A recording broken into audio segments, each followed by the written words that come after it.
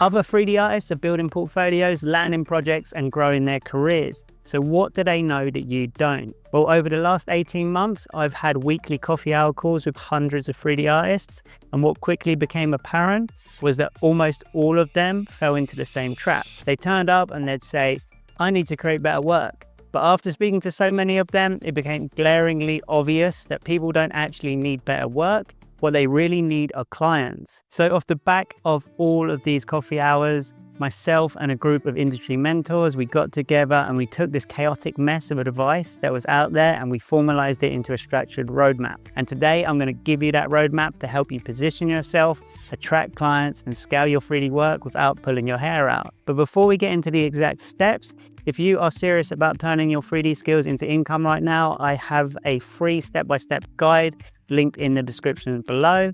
It explains exactly how to do this, and some of the people who have already downloaded have said that is literally the best thing they've ever downloaded. So I highly recommend grabbing that before we dive in. All right, so let's get started. It is incredibly overwhelming when you decide, I want to be a 3D artist, and then you look at the massive mounting of all the things you have to do to make it happen. And what tends to happen is that when one of these things that you are trying to do gets hard, you instantly jump to something that's easier. You'll start wasting hours designing a new logo or building a brand new website simply because you've convinced yourself that is your biggest bottleneck. So to make this simple, think about it like rugby or American football for the Americans. If you're trying to win the game, you focus on scoring the try, not on winning the entire match. Or if you're focusing on writing an entire book, it's terrifying. But if you just focus on writing the next chapter, it becomes much more manageable. The exact same goes for the roadmap. If you look at all the things you have to do, it becomes very overwhelming. But if you just focus on the one thing you have to do next until it's complete, then it becomes very manageable. So we called this flawed way of working the spider approach. With the spider approach, you are trying various things at once. And when it gets difficult, you jump to the next thing without ever actually finishing one. And this is exactly why I stayed stuck in the progress. I had a small amount of progress on each rather than making real progress on the bigger thing. Instead, the structure we put together looks like a ladder rather than a spider. The ladder is a step-by-step process where the most important thing is doing the things in the right order.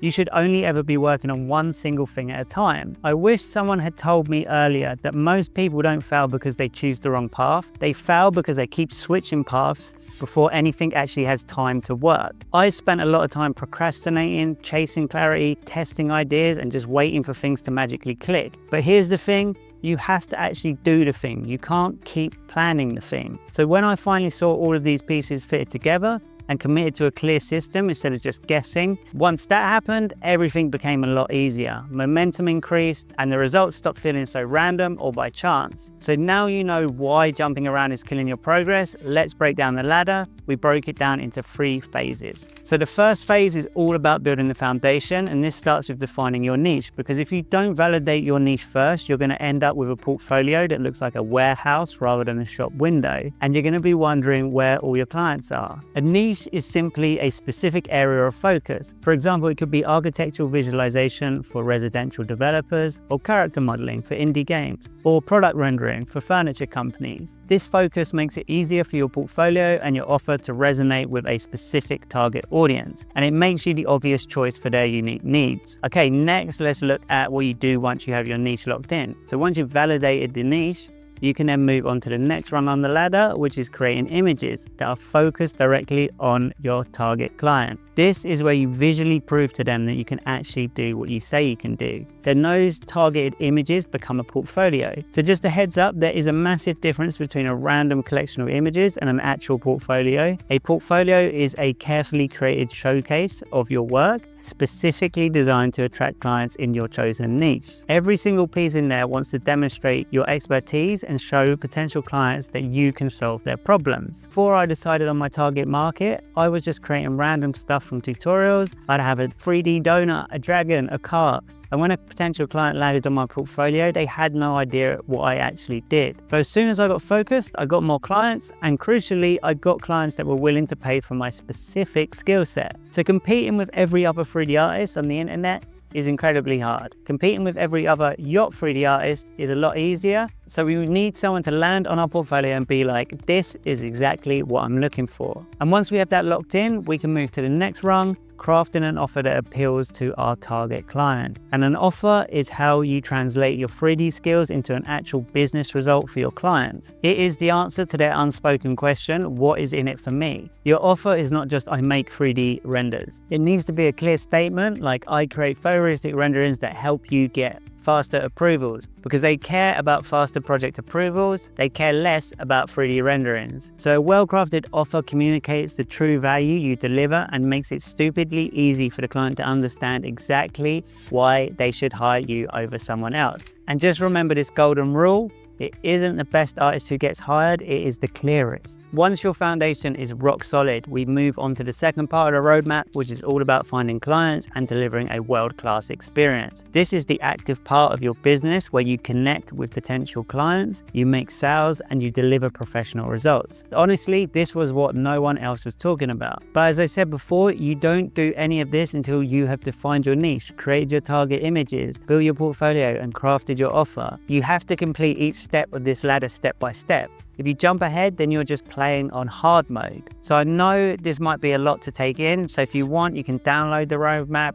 You can find it below. So assuming your foundation is ready, the first step here is building an outreach system. This isn't as complicated as it sounds. It is simply a planned, repeatable process for contacting potential clients. The entire goal here is to completely remove the guesswork and the emotion from the process of finding work. You can do that by tracking your effort, so you can see exactly what works, and you can refine the approach based purely on the data. It is maths over emotion. Then once you have people interested, we move into sales. Sales is just the natural outcome of a successful outreach system. This involves having the necessary conversations and processes required to turn a person who's interested into a paying client. This involves clarifying the exact scope of the work and clearly establishing how the pricing works. But once you have this written down as a system, you are no longer panicking every time someone asks you for a quote. You can deliver your pricing with absolute confidence. And then after the sale comes the onboarding, which is the crucial process that begins as soon as you have a client. This is officially where you bring them into your workflow.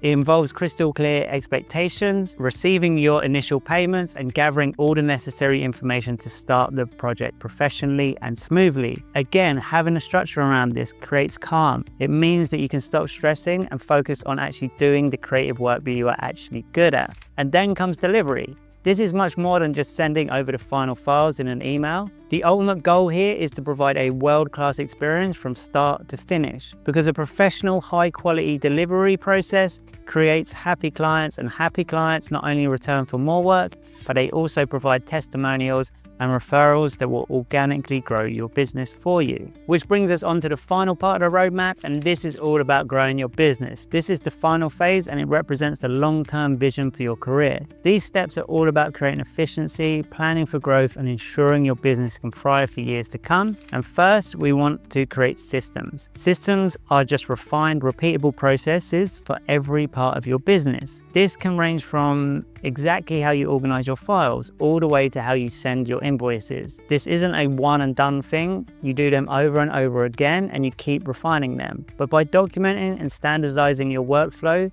you are going to be able to produce more consistent work. You are going to work efficiently, and if you document your processes, you are going to make it 10 times easier to delegate work in the future if you want to scale up. Speaking of scaling, this is the next step on the ladder. Scaling simply means growing your business's capacity to handle more work without being strictly limited by your own personal time. So with those systems in place, you can now begin to take on more projects, you can increase your creative output, and delegate tasks to other artists or assistants. And then the final step in this journey is what is called future-proofed. This means planning for years ahead by looking at new ways you can expand your offerings and figure out how to stay current with the latest technologies. By continually evolving, you can offer more and more value to your clients and ensure your skills and your business remains relevant and in demand, no matter what is happening in the industry. But you can finally resist the urge to work like a chaotic spider. The single most critical step I ever realized in my career was focus. It's much easier to focus on one thing at a time, so tackle these steps in order. This is how you build a solid foundation, and your goals will become more achievable rather than random. Now, if you want structured accountability and direct expert feedback whilst you are climbing this ladder, this is exactly what we do inside of Future Proof 3D Artist. It is a 12-week program and a private community where we apply this exact roadmap together. We only open up a very limited number of spots per cohort, but if you're finally ready to stop operating randomly and start building deliberately, then you can apply using the link below. Just remember, clarity first and then action. And if you like this video, then I think you're gonna love this one.